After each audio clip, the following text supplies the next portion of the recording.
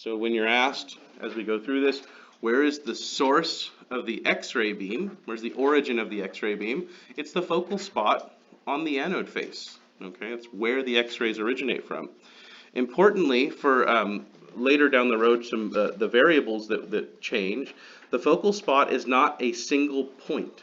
Okay, the focal spot is an area, right? Usually about a 1 millimeter square area, can be as small as about a 0.5 millimeter square, but it's an area, it's a little space, a little square on the anode face that X-rays originate from. We get the focal spot's size from the size of the filament that produces the electrons on the cathode side of the X-ray tube. And that had something to do, focal spot size had something to do with image detail, right? I gave you guys an analogy last time of, what would produce the clearest shadow? All of the lights in this room making a shadow of you, right? Big area, or a small little flashlight, right? The small flashlight would produce a better, clearer, more sharp shadow of, your hand, for example, right? The focal spot is the analogous thing, right? It can be larger or smaller, and that changes our image qualities. We won't be really deeply talking about that for several more lectures, just to kind of remind you. That's where the X-rays come from, the source. Now, the X-ray beam leaves the source. Some things happen to the X-ray beam, some filtering effects happen to the X-ray beam, but from the source of X-rays to the thing in this image labeled OB, or object, that is what we call the primary radiation or primary beam, okay? So primary radiation, primary beam, is radiation, the X-ray beam, that has not yet passed through the patient, okay? Now, it has passed through the X-ray tube, right? It had to get out of the X-ray tube, so it passed through the glass. It passed through some of the filters in the X-ray tube. Recall that I showed you guys that aluminum disc that we filter the X-ray beam through. So the X-ray beam travels through some stuff, but the important part of this is it hasn't passed through the patient yet, okay? And the air between the X-ray tube and the patient doesn't measurably stop the X-ray beam, so we don't count the air. The X-ray beam has some interactions in the patient's body. Some different things happen. It can get scattered, it can get absorbed, it can get completely transmitted without interacting with the body. One of several interactions happen. That's one of the goals for today, is to talk about those interactions. But some interactions happen, okay? And then what's left over passes out of the patient, okay? Leaves the patient's body and travels towards the image receptor, or IR, okay? The X-ray beam that passes through the patient continues on and strikes the image receptor. That's what we call the remnant beam, okay? The remnant beam for X-ray techs is very important, okay? Here's why. The remnant beam carries the information about the patient, right? Parts of that original primary beam were absorbed, parts of that primary beam were scattered, parts of it were transmitted. All of that is information about the structure, the three-dimensional structure of the patient that the beam passed through, okay? So the remnant beam carries an organized signal, okay? That signal forms the image on the image receptor. So the remnant beam, it has all of our information. That's our whole goal. Get information into the remnant beam. Okay, that's why we needed to learn about kilovoltage peak, MAS, right? Distance, okay? It's because it changes the type of, the amount, the quantity and quality of information that we end up with in the remnant beam. Remnant beam intensity is something around 1% or so of the primary beam, so the vast majority, almost all of the primary beam gets absorbed within our patient. Okay.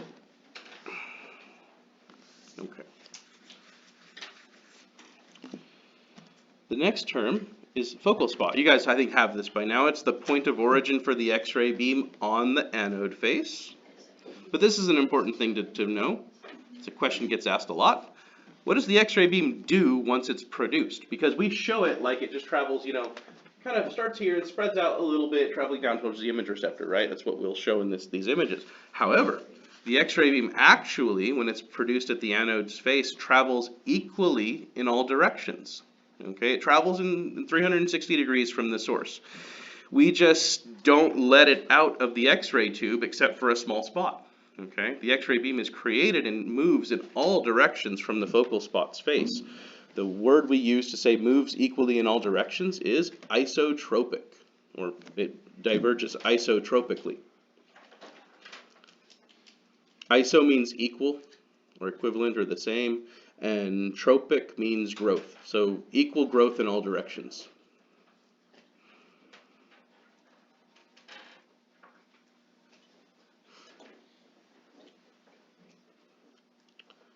Can X-ray? Yeah, go ahead. Can you, what's OB equal, or what's it mean? Object. OB is object on here. And the RR? Remnant ray or remnant beam. And then the OID is objects to image distance? Yes, yes. We will be getting all these as we keep going. So yeah, we've covered so far, FS is focal spot where the X-rays originate from. From the focal spot, we get primary beam or primary radiation traveling down towards the patient. We talked about there's an object that the X-ray, that the primary beam interacts with. Some of the primary beam passes through the patient. That carries the information we say in this image is labeled RR, or remnant radiation. And that remnant radiation image carrying, or signal carrying stuff travels to the image receptor. That's what exposes the receptor, and some magic happens at the receptor that we don't talk about for a while. Okay, another term to get down. CR, or central ray. If you've been through positioning with me at all, you know CR by now, right? It's the middle of the X-ray beam, right? It's the straightest, strongest part of the X-ray beam. We measure X-ray beam intensity when we do. It's measured from the central ray, okay? You probably also know something about the anode heel effect, that the X-ray beam gets stronger towards the cathode end of the table and weaker towards the anode end of the table. We measure that relative strength of the beam from the central ray, okay? We say the central ray is 100% of strength, okay? That means the cathode end of the beam that's angled that direction, is actually more than 100%, something like 113 or something percent. It's more intense than the central ray. The image projected directly under the central ray is the body part represented with the least distortion. It's the best part of the image. Okay, that's why we put it in the center.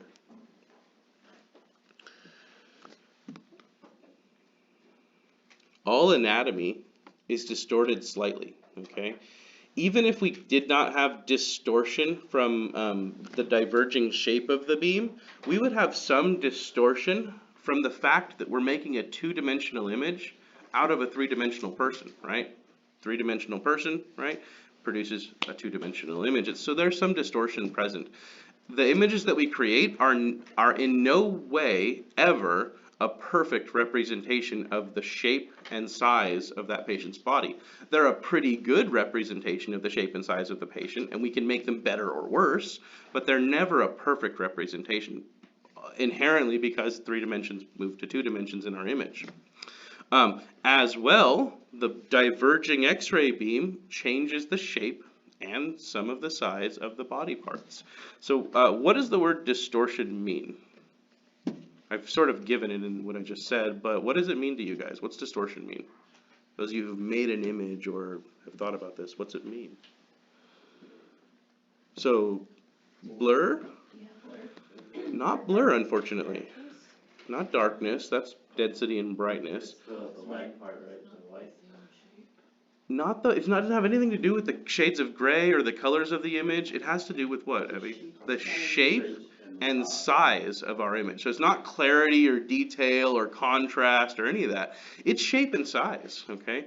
It's purely geometric, okay? It is if you have no distortion on an image produced with zero distortion is accurately represented in the shape and size of the object, okay? All of your images, the body part image will be larger than it is in real life. Magnification is inherent in radiography. It can't not happen. It's because of the three-dimensional body part. So size is always distorted. We can minimize distortion.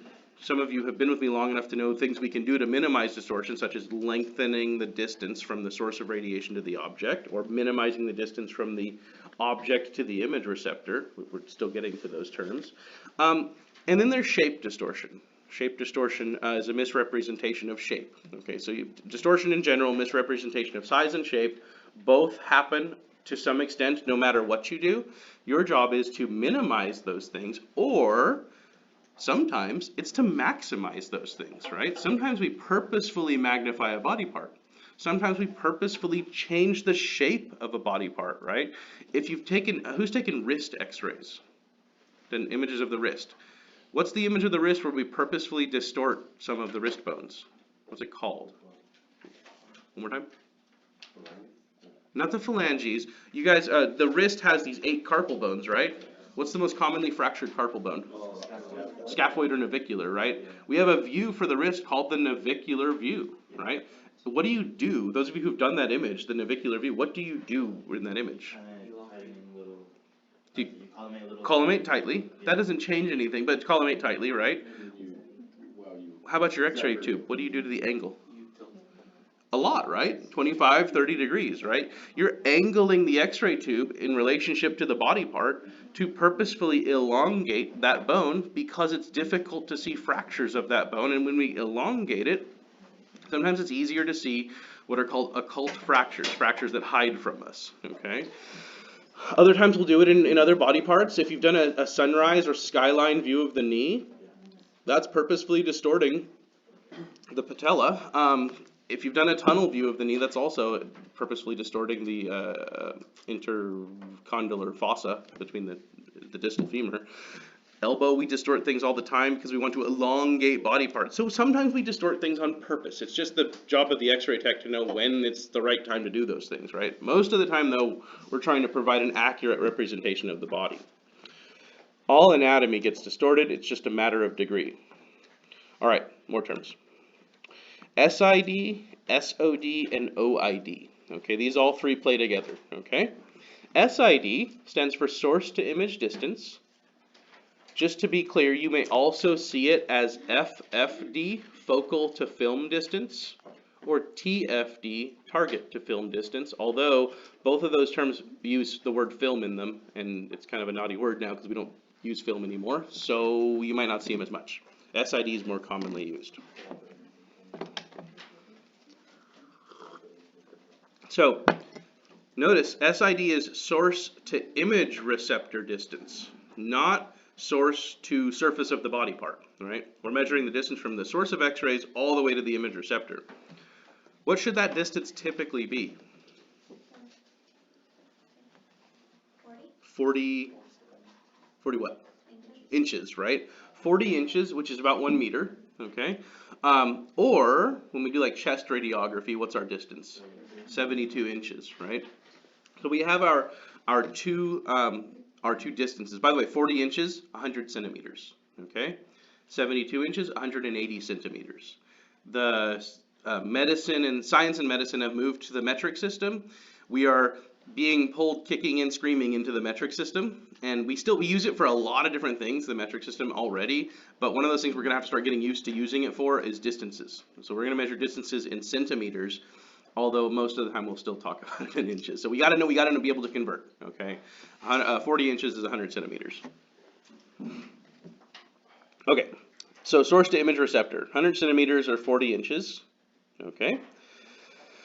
That distance matters because of something called the inverse square law, okay? The inverse square law states something to the effect, as you increase the distance from the source of a radiating object, the intensity that you experience decreases, okay? Said more precisely, if your distance x from an object, you get some amount of radiation, right? You move to distance 2x, double that distance, the amount of radiation, the amount of intensity you would experience is 1/4 as much, not 1/2, 1/4, okay? This is a law called the inverse square law. It was originally formulated for gravity, but it works for all radiating objects, okay? Electromagnetic radiation being one of those radiating objects. It also works for things like sound. Anyways, distance matters, okay? That's why we standardize distance, by the way, in radiography. We don't just choose our distances randomly. Because the distance from the source of radiation matters for how much radiation is going to hit that patient and ultimately going to hit the image receptor, right? So when you set technical factors, KVP and MAS, right, you have to know what your distance is going to be in order to set those things accurately. If those distances change, you have to be able to change your technique. And that is one thing I'll get to with you guys is there's a formula called the mass maintenance formula for changing distances. So we'll talk about that later. I know I've done at least one of you guys. I think Maria, I talked to you about that a little bit. But that's we're gonna have to be able to work with that, right? Okay, that's SID. Hugely important. SOD is the distance from the source of radiation to the surface of the object. SOD. It's not a number you're ever really going to be given. You could figure it out though. It's called a derived number. So to figure out SOD, source to object surface, you need to know what the object to image distance is, OID. Object to image distance is just the, as it implies, distance from the surface of the object to the image receptor. Can it ever be zero? What would that mean if it were zero? If OID were actually 0 inches or 0 centimeters? What would that mean for the object? It would have no mass, meaning it didn't take up any space, meaning it would have to be flat, right? Not flat like a sheet of paper, because a sheet of paper still has thickness that you could measure, right? Take a micrometer and you can measure the thickness of the paper. So you can't have an object with 0 OID. All objects exist in 3 spatial dimensions, right? So we have to have some OID. All objects have some thickness to them, okay? Especially the objects that we deal with, right? Like body parts, they all definitely have some thickness to them, way more than a sheet of paper. So there's always going to be a distance from the object to the image receptor. We can do things like minimize it when it's necessary. That produces the clearest, sharpest images. Or we can maximize it when it's necessary for other important reasons, such as magnification. So you have SID, OID. If you subtract OID from the SID, let's say the OID were 10 inches and the SID were 40 inches, right? Subtract 10 from 40, you get 30. That's the source to object distance. So source to object distance, SOD equals SID minus OID. So whatever these two numbers are, subtract OID from SID, and it'll tell you what this distance is, okay?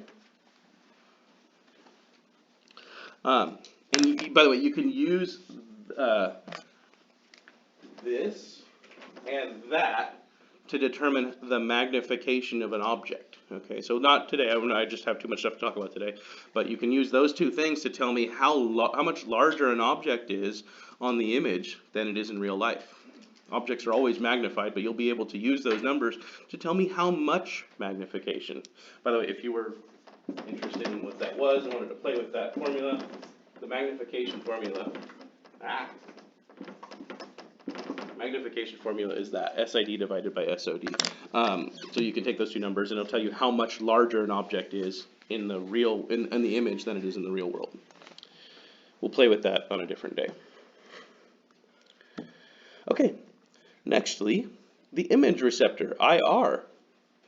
The image receptor is really important in radiography, right? That's where the image information is captured and stored and later converted into a digital image, okay? Or if it's photographic film, it is converted. It is the visible image. So it can be a DR detector panel.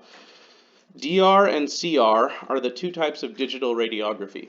DR stands for direct radiography. CR stands for computed radiography. Both of them are done on a computer, even though one says computed radiography and the other doesn't.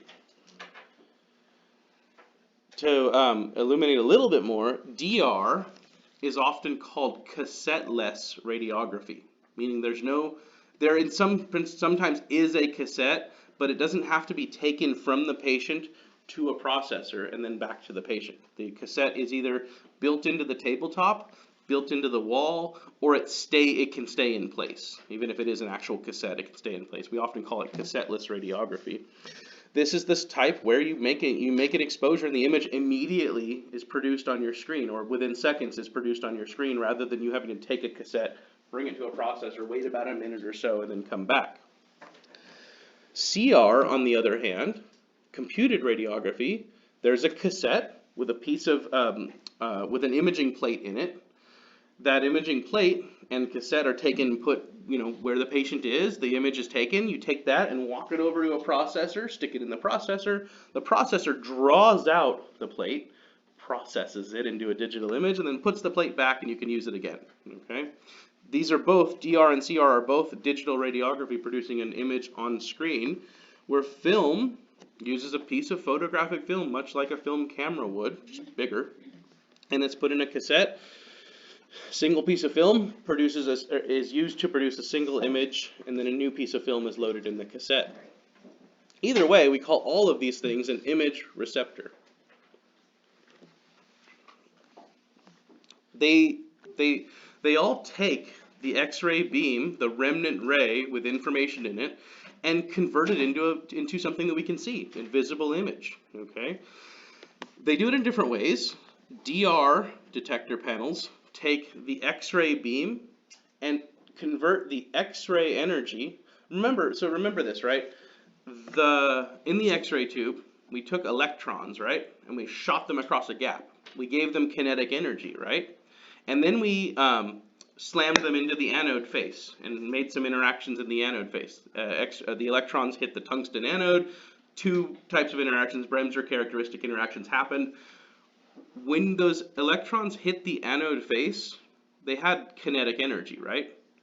Yeah, and you learned that we slow those electrons down and we converted their kinetic energy into X-rays, right?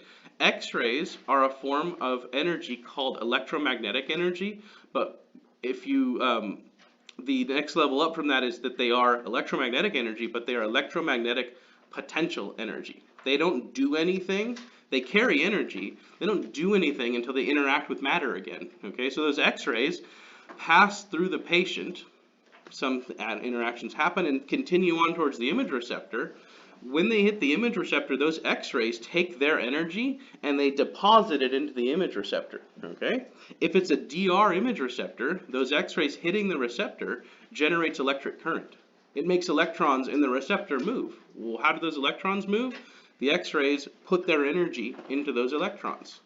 Okay, it's just energy converting from one form to another. The DR panel has little detector cells, kind of like pixels on a computer screen, and each one of those gets struck with X-rays, making an amount of electric current. The more X-rays that strike each little detector cell on a DR panel, the more current is generated, and that changes the blackness, the darkening of the image that we produce. So DR takes X-rays and converts them into stored electric charge. CR takes X-rays and captures them in little molecules called photostimulable phosphors, captures them, and then later on we process them. The photographic film, the X-rays make chemical changes to the emulsion on the film. They are taking energy, passing it through the patient, using that energy, converting it into other forms.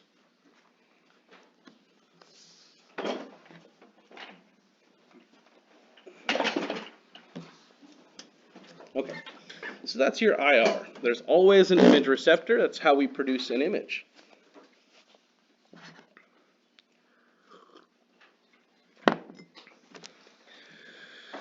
Okay, so let's go ahead